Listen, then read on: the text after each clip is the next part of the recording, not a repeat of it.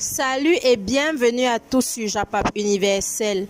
Si vous n'êtes pas encore abonné, je vous prie de vous abonner et d'activer la cloche de notification pour ne rien rater.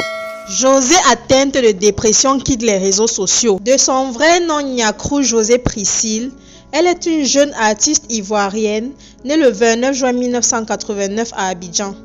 Elle est mère de 2 enfants et en couple avec le footballeur ivoirien Séré Dié.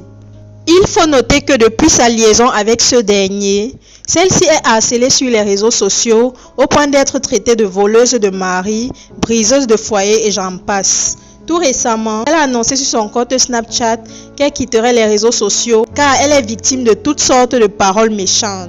Elle a dit, je cite, « Ah ok, le but c'est de me garder présente sur les réseaux sociaux. Fallait qu'il me dise, je ne me ferai plus voir sur les réseaux. Mais il faut pas qu'on me pousse à bout. Je ne sais pas faire les choses doucement oh. S'il me pousse à bout, je vais supprimer tous mes réseaux et on n'en parle plus. Je disparais sans crier gare. Là je ne vois rien et personne ne me voit. Je me concentre sur l'essentiel.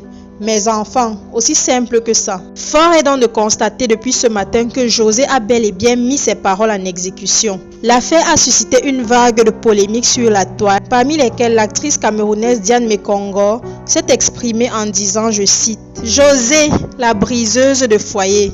La mal-aimée quitte la scène. La star de la musique ivoirienne quitte les réseaux sociaux et annonce qu'elle en fera de même avec sa carrière pour sa santé mentale et l'équilibre de sa famille. C'est une belle approche. Mais tu es en train de flinguer ta carrière si durement acquise. Ne te laisse pas dévorer à point par ces vautours, maître de l'accusation. Tout le monde te pointe du doigt. L'Assemblée des justes et saints de la Trinité a donné leur verdict et celui-ci est sans appel. Tu es coupable et ne mérites pas d'être heureuse. Qui n'a jamais péché te jette la première pierre. Tout le monde est là à scander que tu payes le prix de ta roublardise. Les gens à la mémoire sélective, ils te condamnent alors qu'ils sont pires. Ces femmes qui ont la langue pendue sont majoritairement des maîtresses que le qualifie de minoritaires. Elles espèrent dans l'ombre qu'elles seront les prochaines Madame 2. Mais rien, elles sont juste des mises en bouche et ce depuis des lustres. Mais elles osent quand même l'ouvrir. Nous avons tous connu un moment de faiblesse dans notre vie et il a été parfois du souffre sur nous. Le prix à payer est parfois plus fort, mais c'est ainsi. Il y a un adage chez moi qui dit « On n'épouse pas le mari ou l'homme d'autrui ». Nombreux sont ceux qui ne partagent que le gîte et le couvert alors qu'ils sont mariés.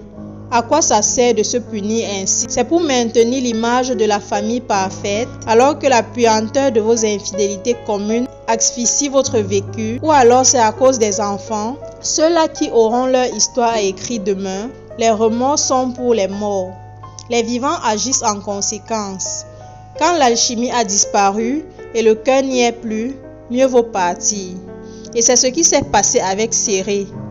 Il l'assume publiquement, l'accompagne, il marche à ses côtés. Ça c'est un homme. Lâchez un peu cette fille, elle a aussi droit au bonheur. Son conjoint Séré Dié a quant à lui préféré apporter son soutien d'une manière silencieuse en publiant sur son compte une photo de lui tenant José dans ses bras avec des émojis de micro, notes de musique, drapeau ivoirien et de cœur. Après avoir écouté tout ceci, vous comprenez donc avec moi que les réseaux sociaux peuvent construire ou alors détruire la vie des gens. Faites très attention, chers internautes, aux paroles que vous lancez aux gens sur les réseaux sociaux. Merci d'avoir écouté cette vidéo et dites-moi en commentaire, les amis, ce que vous pensez.